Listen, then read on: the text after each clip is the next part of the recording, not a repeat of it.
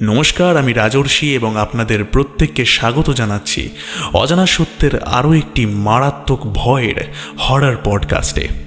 আজকের এই এপিসোডে আপনারা শুনতে চলেছেন দুটি ঘটনা, এবং আজকের এই দুটি ঘটনাই কিন্তু বেশ রোমহর্ষক। আজকের যেই প্রথম ঘটনাটি রয়েছে সেই ঘটনাটি আমাদেরকে লিখে পাঠিয়েছেন আমাদের অজানা সত্যের অনেক পুরনো একজন শ্রোতা, নাম রুকাইয়া তালুকদার।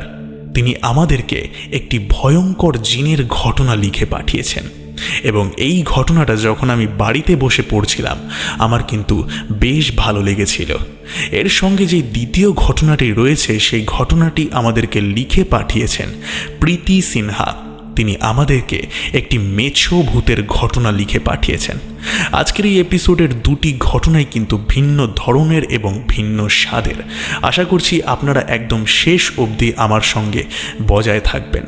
তাই বেশি দেরি না করে চট করে কানে হেডফোনটিকে পরে নিন এবং আজকের এপিসোডটিকে লাইক করুন, কমেন্ট করে জানান যে কে কোথা থেকে শুনছেন, কেমন লাগছে অজানা সত্য। আর আপনারা যদি এই চ্যানেলে নতুন হয়ে থাকেন তাহলে চ্যানেলটিকে অতি অবশ্যই সাবস্ক্রাইব করে পাশের বেল বাটনটিকে অল অপশানে প্রেস করে দিন এবং আমাদের এই পরিবারের সঙ্গে যুক্ত হয়ে যান। শুরু করছি আজকের প্রথম ঘটনা।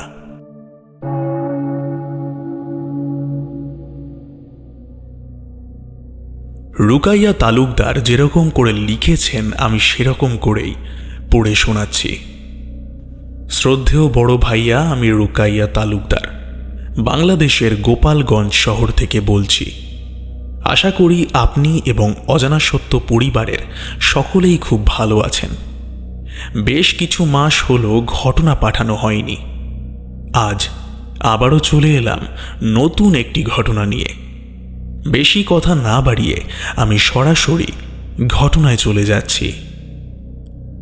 ঘটনাটি ঘটে আমার ভাবির বোনের সাথে। ভাবির ভাষায় আমি ঘটনাটিকে তুলে ধরছি। আমার আব্বা তখন ছিলেন বাংলাদেশের আর্মির একজন সদস্য। সেই মতে আমাদের পরিবারের সকলেই আমরা কোয়ার্টারে থাকতাম। আমার মা, বাবা আর আমরা 3 ভাই বোন। আমি রত্না, আমার ভাই রহিম এবং আমার ছোট বোন স্বপ্না। যখন আমার আব্বা ঢাকা থেকে বদলি হয়ে বান্দরবান এলেন, ঘটনার সূত্রপাত হয় তখন থেকে। আমাদের যে কোয়ার্টারে রুম দেওয়া হলো সেই কোয়ার্টার রুম আগে থেকেই পরিপাটি ছিল। কোয়ার্টারে 2টো রুম এবং একটি রান্নাঘর আর 2টো বাথরুম। আমাদেরকে যে রুমটি দেওয়া হলো সেই রুমের বাথরুমের ভেতরে একটা ছোট আয়নার তাক ছিল। আয়নার সেই তাকে ছিল একটা নতুন গামছা। গামছাটির সাথে সিঁদুর, কিছু গাছগাছরা এবং সঙ্গে সাবান বাঁধা ছিল। আমার মা নতুন গামছার ভেতরে এই সব কিছু দেখে বেশ ঘাবড়ে গিয়ে বললেন, এই সাবান আর গামছা কেউ ব্যবহার করবে না। এইগুলো কিন্তু আমাদের নয়। এইগুলোকে দেখে মনে হচ্ছে আমাদের আগে যারা এই কোয়ার্টার রুমে থাকতেন তাদের এটা। এই বলে একটি কোণে এমনভাবে রেখে দিলেন যাতে আমার ছোট বোন আর আমার ভাই ধরতে না পারে। কোয়ার্টারে মানিয়ে গুছিয়ে নেওয়ার চাপে আমার মা ওই গামছাটি আমাদের রুম থেকে ফেলতে ভুলে যান। একদিন আমার বোন স্বপ্না ওই গামছা এবং ওই সাবানটিকে গোসলের সময় কৌতূহলবশত নিচে নামায় এবং ব্যবহার করে আবার যেমন ছিল তেমনভাবেই রেখে দেয়। এইভাবেই বেশ কিছুদিন পেরিয়ে যায়। স্বপ্নার ব্যবহার ধীরে ধীরে বদলে যেতে লাগলো। একদিন মা খেয়াল করল স্বপ্না সাবান ব্যবহারের পর ওই গামছা দিয়ে চুল মোছে। মা বুঝতে পেরে গামছাটা ওর হাত থেকে জোর করে কেড়ে নিতেই ওর চোখ পুরো লাল হয়ে যায় এবং সঙ্গে সঙ্গে সে আজে বাজে কথা বলা শুরু করলো। স্বপ্না ছোট থেকেই বেশ মোটা, তাই আমি আর আমার ভাই ওকে ব্যঙ্গ সুরে ব্যারেল বলতাম। ওদিন আমার ভাই বলল, এই ব্যারেল, মাকে এমন বলছিস কেন? স্বপ্নাকে ওই দিন ব্যারেল বলায় ও ওর হাত নতুন ব্লেড দিয়ে এক পোঁচ দিয়ে কেটে ফেলল। এরপর ওকে সিএমএস হাসপাতালে রাখা হলো 2 দিন। তারপর তাকে বাড়ি আনার পর একজন হুজুর ডেকে তাকে ঝাড়ফুঁক করানো হলো। হুজুর জানায় ওই সিঁদুর এবং ওই সাবান ওই নতুন গামছায় বাঁধা ছিল। ওই বাঁধনের মাধ্যমে একটি জিনকে বেঁধে রাখা হয়েছিল। হুজুর বেশ কিছুক্ষণ চুপ থেকে আবার বললেন, আমি ওকে এই তাবিজ দিয়ে যাচ্ছি, ও যেন এই তাবিজটা কখনো না খোলে। তবে একটা সমস্যা আছে, আমার মৃত্যুর পর এই তাবিজের আর কোনো গুণ থাকবে না। আমরা তারপর আমাদের গ্রামের বাড়িতে ফিরে আসি। কি ভাবছো, ঘটনা শেষ? ঘটনা এখনো অনেকটা বাকি আছে, মনোযোগ দিয়ে শুনতে থাকো। আমার বোনের তখন 20 বছর বয়স। ও একটি রিলেশনশিপে জড়ায়। পরিবার রাজি না থাকায় ও সবসময় বলতো আমি গলায় ফাঁস দেব। এমনই সে বেতাল হয়ে পড়তো যে একদিন ও আমার ভাইয়ের গলায় ছুরি ধরে। তখন স্বপ্না বলে, আমাকে ওর সঙ্গে বিয়ে না দিলে আমি কোথাও বিয়ে করব না, আমি কিন্তু গলায় ফাঁস দেব। এমনই একদিন ও দরজা বন্ধ করে ফ্যানের সাথে রশ্মি বাঁধছিল গলায় ফাঁস দেওয়ার জন্য। আমার ভাই বুঝতে পেরে বহু কষ্টে দরজা ভেঙে ঢুকে তাকে রক্ষা করে আর ওই রশ্মিটাকে পুড়িয়ে দেয়। কিন্তু ওই রাত থেকেই স্বপ্না আর ঘুমোতে পারে না। চোখ বন্ধ করলেই ও ওই রশ্মিটাকে দেখতে পেত, যেন ওই রশ্মিটা ওকে ডাকছে। আমরা কেউ তেমন পাত্তা দিতাম না। একদিন মাগরিবের সময় জামা কাপড় উঠাতে যায় স্বপ্না। আমি আর আমার চাচাতো বোন তখন ওর থেকে বেশ খানিকটা দূরে দাঁড়িয়ে আছি। এমন সময় হঠাৎ আমরা শুনতে পাই গোঙানির শব্দ। আমরা পেছন দিকে তাকিয়ে দেখি তারে যেই জামা কাপড়টা নাড়া হয়েছিল তার থেকে একটা ওড়না ওর গলায় শক্তভাবে পেঁচিয়ে আছে। আমরা দুজনে গিয়ে ওকে খুব কষ্টে ওই ওড়না থেকে আলাদা করি। ওর গলার চামড়াটা চিরে যায় আর রক্ত বেরোতে থাকে প্রচুর। এরপর ডাক্তার ডাকা হয় এবং ওর গলায় ব্যান্ডেজ করে দেওয়া হয়।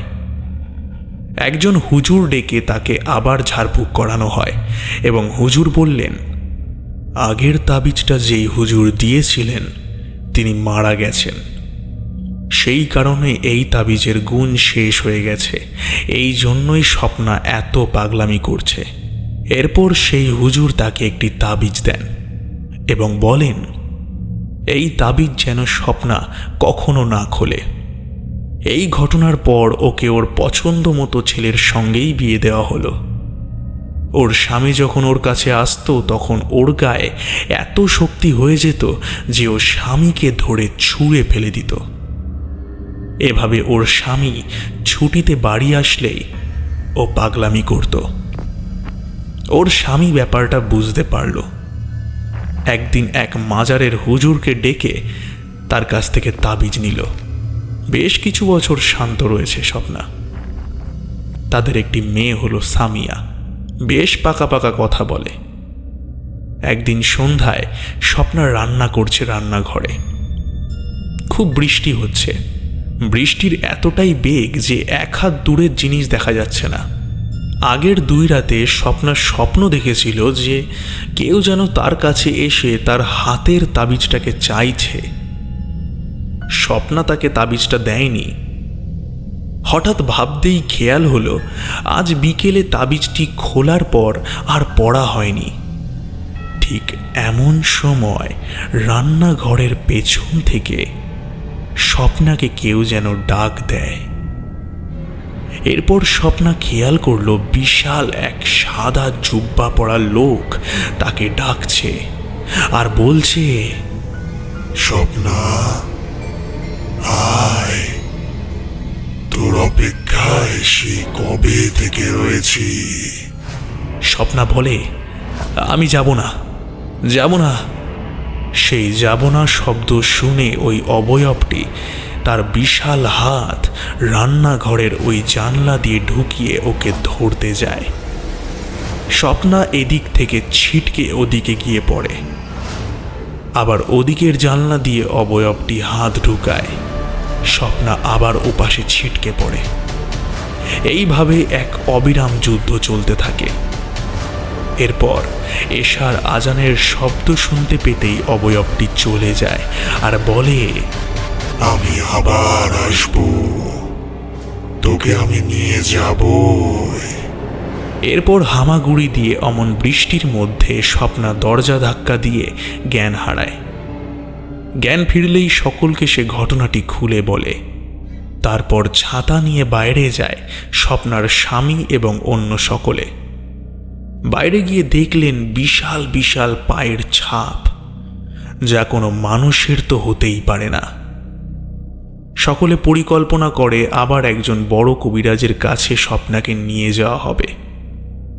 এরপর স্বপ্নাকে সেই কবিরাজের কাছে নিয়ে যাওয়া হয়। কবিরাজ তাকে কবজ দেন এবং বলেন যে এই কবজটি কখনো না খুলতে। তবে আজও মাঝে মাঝে ওই অবয়ব স্বপ্নার কাছে আসে এবং স্বপ্নাকে ওই তাবিজটা খুলে ফেলতে বলে। বর্তমানে স্বপ্নার দুটি ফুটফুটে মেয়ে আছে এবং এখন সে অনেক ভালোই আছে। স্বপ্নার হাতে আজও ওই তাবিজ ছাড়া আরও বেশ কিছু তাবিজ রয়েছে। ভাইয়া, এই ছিল আমার শোনা একটি লোমহর্ষক ঘটনা।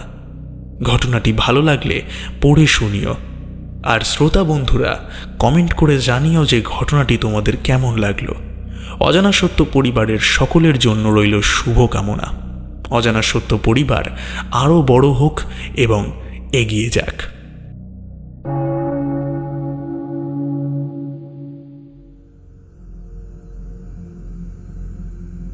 সত্যি বেশ অসাধারণ একটি ঘটনা আমরা শুনে নিলাম রুকাইয়া তালুকদারের কাছ থেকে। আমার ঘটনাটি বেশ ভালো লেগেছে এবং আপনাদের কেমন লেগেছে আপনারা কিন্তু কমেন্ট করে অবশ্যই জানাবেন এবং রুকাইয়া তালুকদারকে অবশ্যই থ্যাংক ইউ জানাবেন এত অসাধারণ একটি ঘটনা আমাদের এই পরিবারের সঙ্গে শেয়ার করবার জন্য। আপনারাও যদি রুকাইয়া তালুকদারের মতো আমার সঙ্গে ঘটনা শেয়ার করতে চান তাহলে আপনারা আমাকে অজানাসত্য15@gmail.com এই জিমেল আইডিতে ঘটনা লিখে পাঠাতে পারেন। এছাড়াও আরও একটা সহজ পদ্ধতি রয়েছে, আপনারা আমাকে 9332494599 এই হোয়াটসঅ্যাপ নম্বরে আপনারা আমাকে মেসেজ করে ঘটনা লিখে পাঠাতে পারেন। আরও একবার নাম্বারটি বলছি, 9332494599। আপনার ডেসক্রিপশন বক্সে ইমেল আইডি এবং আমার এই হোয়াটসঅ্যাপ নাম্বার দুটোই পেয়ে যাবেন। তো আপনাদের যেইভাবে সুবিধা আপনারা আমাকে আপনাদের জীবনে ঘটে যাওয়া অথবা আপনাদের শোনা কোনো ঘটনা লিখে পাঠাতে পারেন। দ্বিতীয় ঘটনায় যাওয়ার আগে আবারও আপনাদেরকে একবার মনে করিয়ে দিই, অজানা সত্যে শুধুমাত্র বিভিন্ন মানুষদের জীবনে ঘটে যাওয়া সত্যি ভৌতিক ঘটনাগুলোকেই তুলে ধরা হয়।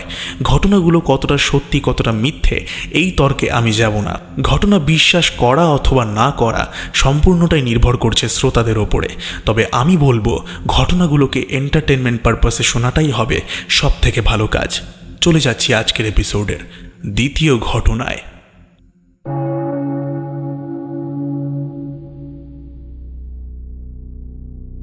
প্রীতি সিনহা ঘটনাটিকে যেরকম করে লিখে পাঠিয়েছেন আমি সেরকম করেই পড়ে শোনাচ্ছি।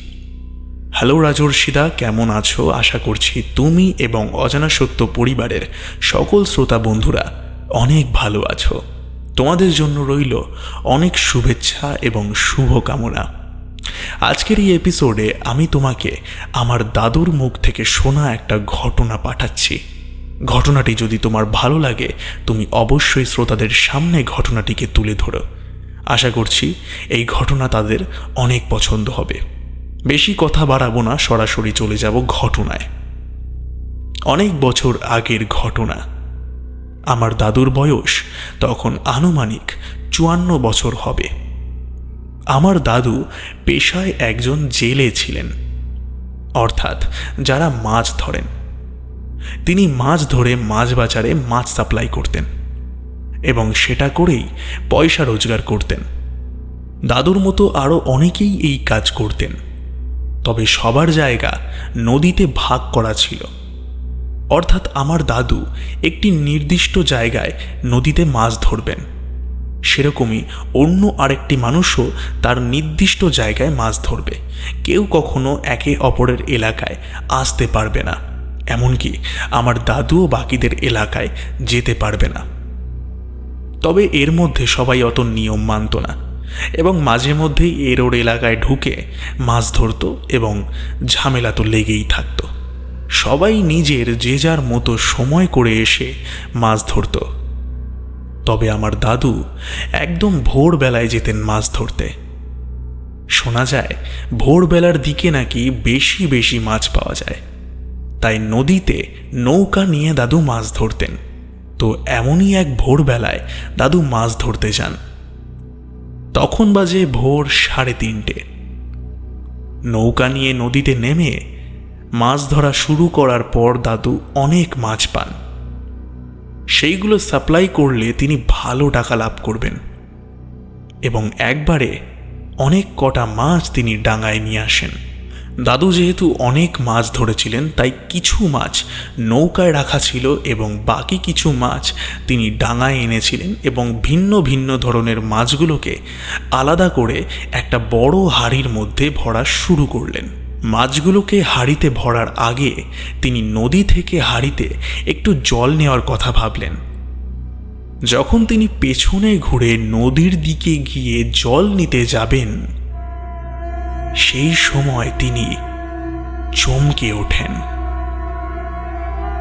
তিনি নৌকার দিকে তাকিয়ে দেখতে পান নৌকার ওপরে এক কালো রঙের অবয়ব বসে রয়েছে, যার মুখটা স্পষ্ট দেখা যাচ্ছে না।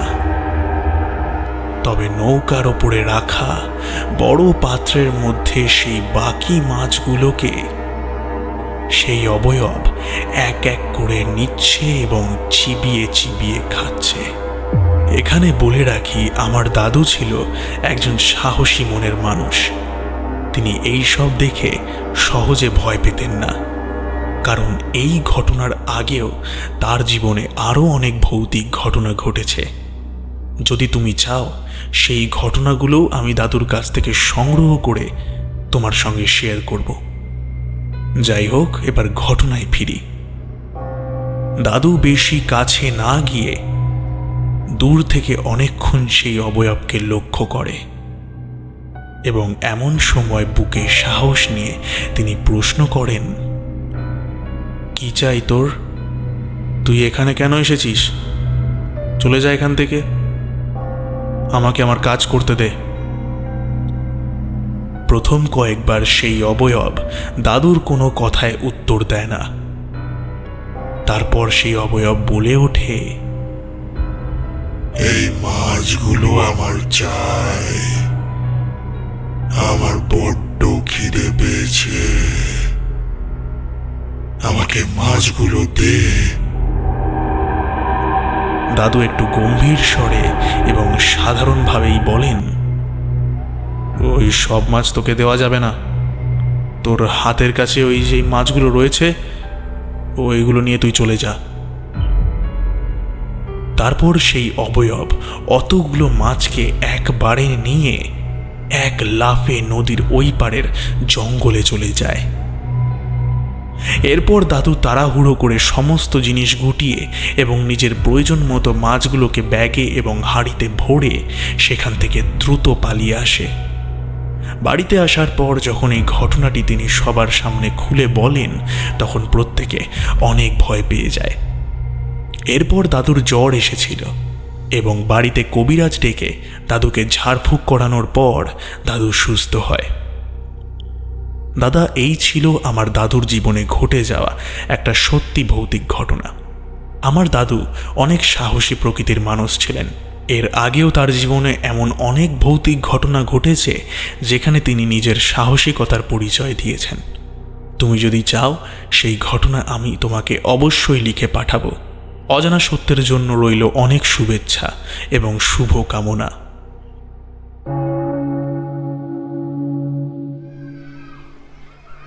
তো তো বন্ধুরা, আজকের এপিসোডের দুটো ঘটনার মধ্যেই কোন ঘটনাটি আপনাদের সবথেকে বেশি ভালো লেগেছে আপনারা কমেন্ট করে কিন্তু অবশ্যই জানাবেন। আশা করছি আজকের এপিসোড আপনাদের অনেক ভালো লেগেছে। এইবার আমরা চলে যাব আজকের এপিসোডের শাউট আউট পর্বে। কমেন্ট করেছেন সৌরভ ঘোষ, আমাদের সঙ্গে রয়েছেন বাদল মণ্ডল, আমাদের সঙ্গে রয়েছেন স্বপ্না বজাল, সৃজিতা ব্যানার্জি। খুব ভয় লাগলো দাদা, খুব ভয়ঙ্কর ছিল ঘটনাটা, থ্যাংক ইউ। কমেন্ট করেছেন বিদাস এফ, আমাদের সঙ্গে রয়েছেন আদি বামিন। প্রথম ঘটনাটি খুব ভয়ঙ্কর ছিল এবং দুটো ঘটনাই আমার বেশ ভালো লেগেছে, বাংলাদেশ থেকে শুনছি, অসংখ্য পরিমাণে ধন্যবাদ। কমেন্ট করেছেন বিষ্ণু সুধান পাল, কমেন্ট করেছেন অমিত ভট্টাচার্য, আমাদের সঙ্গে রয়েছেন অমিতা ঠাকুর, কমেন্ট করেছেন গীতা গোস্বাম, আমাদের সঙ্গে রয়েছেন অনির্বাণ বিশ্বাস, কমেন্ট করেছেন চুমকি ঘোষ, কমেন্ট করেছেন আয়েশা ভট্টাচার্য। দাদা তোমার গল্প খুবই ভালো লাগে, রোজ রাতে শুনি, অসংখ্য পরিমাণে ধন্যবাদ। কমেন্ট করেছেন জয় বাবা লোকনাথ ফ্যান ক্লাব, আমাদের সঙ্গে রয়েছেন এমডি মনসু, খুব ভালো লাগছে ভাই, আমি গাজীপুরের ছেলে, ঢাকা বাংলাদেশ থেকে, থ্যাংক ইউ। কমেন্ট করেছেন তন্ময় দাস, আমাদের সঙ্গে রয়েছেন দেবতী বিশ্বাস। সকলকে অসংখ্য পরিমাণে ধন্যবাদ কমেন্ট করবার জন্য। আপনারা এইভাবেই বেশি বেশি করে কমেন্ট করুন এবং নেক্সট এপিসোডে আপনাদের কমেন্টও শাউট আউট পর্বে পড়ে শোনানো হবে। অসংখ্য পরিমাণে ধন্যবাদ আজকের এপিসোডটিকে শেষ অবধি শোনবার জন্য।